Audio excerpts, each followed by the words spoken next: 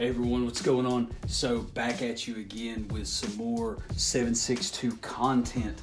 Figured the best way to kick off the new name of the channel was to get a 7.62 by 39 rifle up here on the table and show you guys.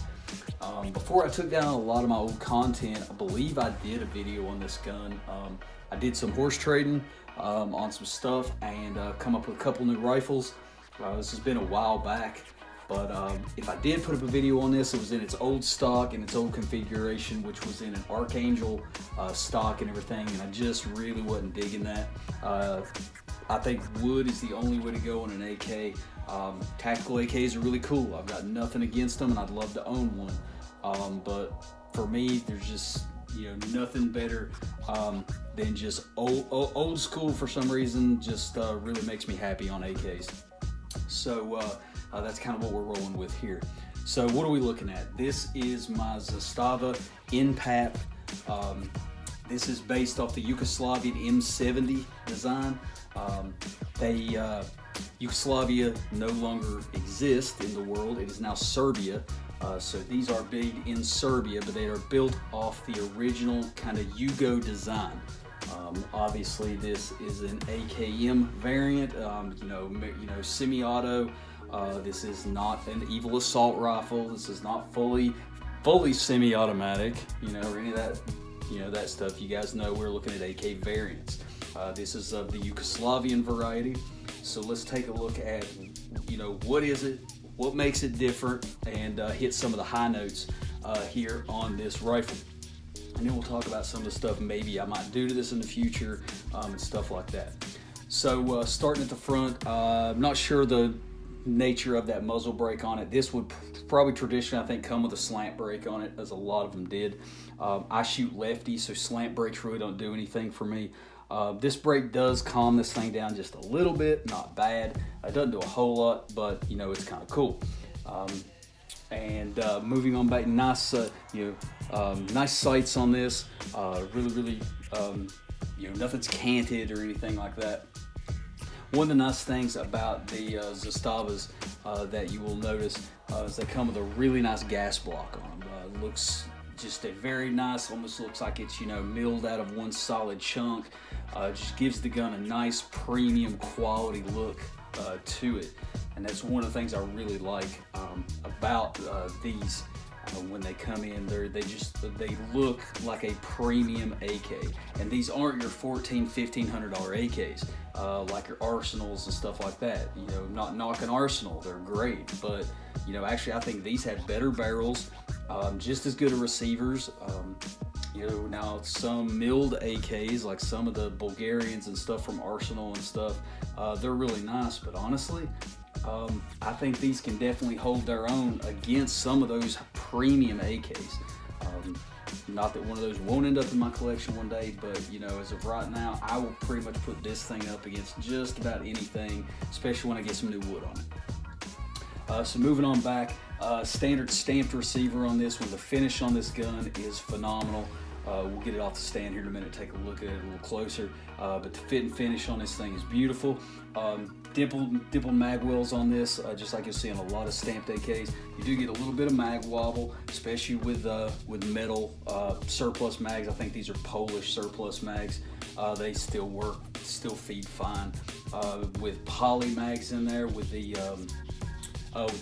standard Tapco mags, it does wobble a little. With the smooth side Tapco mags, feels really good. I have not tried any of the Magpul mags, as honestly I don't own any of the Magpul AK mags for some reason. Moving on back, we've got I believe this is a Magpul grip on here. I definitely don't do standard AK grips. They look cool, but they're just too small. They just, honestly, they look like a little dick grip. They're just, I'm sure, Alone with Company loves the feeling of that in his hands, but that just, not my thing. Stocks on these are a little bit different from your standard AK variants. It's going to be a longer length of pull on these. They're going to have a little bit of a rubber butt pad here on the end. These are definitely a little bit better for American shooters, who are generally a little, have a little bit longer arms, a little bit taller, bigger than your Eastern European guys that are used to shooting, smaller, compact AKs. Which I kind of like a compact rifle, but these, you got like a little bit longer length on your AR stock, you're probably going to like this setup, factory. And we'll take a look at what's different about this stock here in a minute. The way it attaches to the rear trunnion is completely different than what you guys are probably used to on most AKs. Your handguards are going to be a little different. They're a little longer. The vents are a little different. These will not take standard AK handguards. They've got to be built on the Yugo design. Unfortunately, that does make wood furniture for these a little more expensive. It's hard to just go out and buy, Romanian or Polish wood for these that you can pick up even great condition for $65, $70 for a whole set. You're going to pay $150 to $180 for a good set of unissued or very high quality wood, Eastern Bloc wood furniture for one of these guns. This one is rocking its standard 92R bullshit wood they put on it when it comes into the US. It's crap, it's bend wood, they don't match it, that's why you see the lower handguard looks great, the upper handguard did not match very well, and the back just almost no grain in the stock. It looks okay, but it's not there. I'm not happy with it, and I'm gonna change it. So it's just finding that right thing. I'm thinking about getting some stock with some trench art or something on it. Some conflict wood or something like that. But we'll see what comes about for this. This is definitely one of my favorite guns right now. So definitely want to make her look pretty. So we'll get her some new clothes to wear. But let's go ahead and take a look at it a little closer up, guys. I'll show you one of the other things that really makes the Yugo design different from most other AKs you're going to see.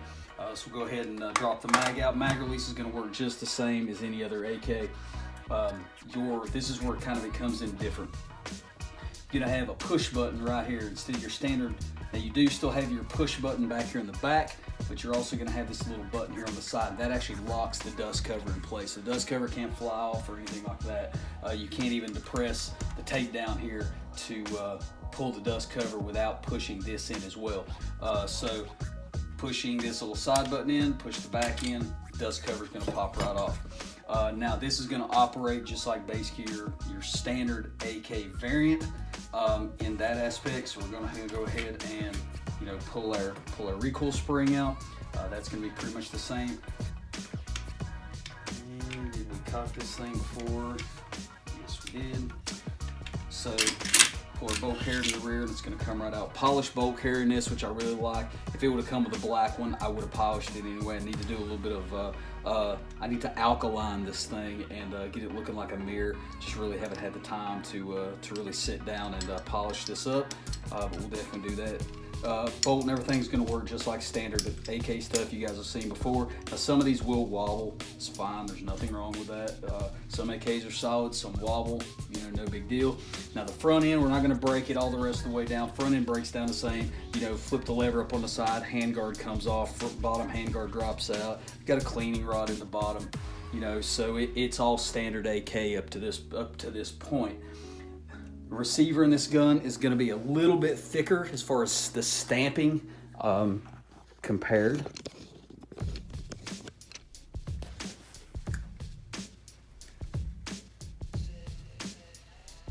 So let's go ahead and take a look inside here now. Basically, it is standard AK goings on in here. This does have a retaining plate on the side. I believe it is a Krebs retainer plate on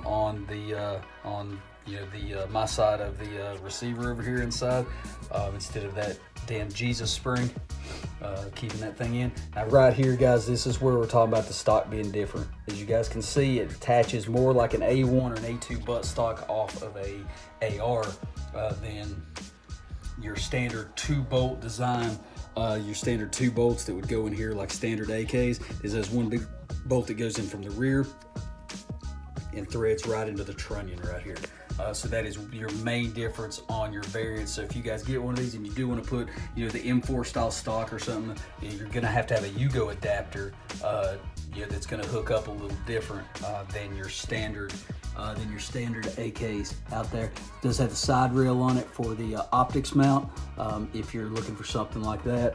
And this is one of the nice things I think gives us that premium look. You guys can see very, very clearly marked as for these sight graduations. You kind of get that, you know, half polished, half black sort of bi-tone look. And I think that's one of the things that gives these just a really premium look, is that most of these are rusted and don't look real nice and are full of paint.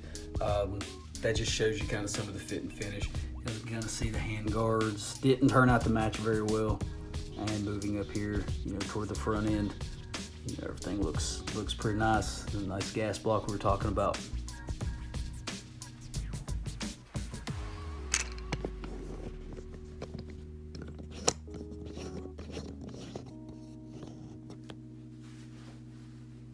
So as far as reassembly of the rifle, it's basically gonna go just like your standard AKs. You know, make sure your bolt is in your carrier, and that's correct orientation. Drop your bolt carrier in. Fight me, damn it. Slide your bolt all the way forward.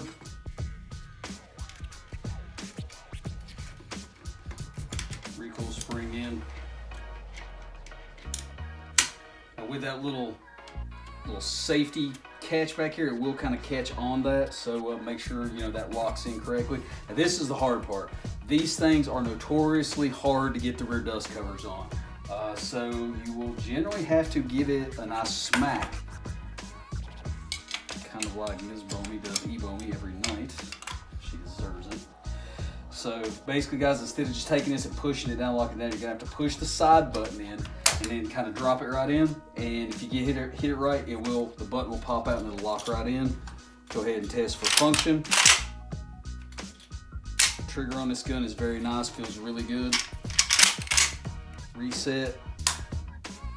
You get a nice crisp reset. Now you do get some of that standard AK sort of staple gun feel, but then it's got a really clean break, and it breaks really light. So you know, definitely has a good feeling trigger as far as, you know, AK triggers are concerned. Can't really complain. But guys, that is the Zastava npap. Like I said, based on the Yugo M70 design. Really digging this rifle. I said I had to get a few bucks together and replace this wood. Maybe get something cool for it, some Eastern Bloc furniture for it, and really do this one right, because this is one of my favorite AKs. So you guys stick in there. We'll have another video up soon. Maybe we'll take a look at something else in the 30 cal lineup. Maybe something that's delayed roller blowback design. So catch you guys on the next one. Peace.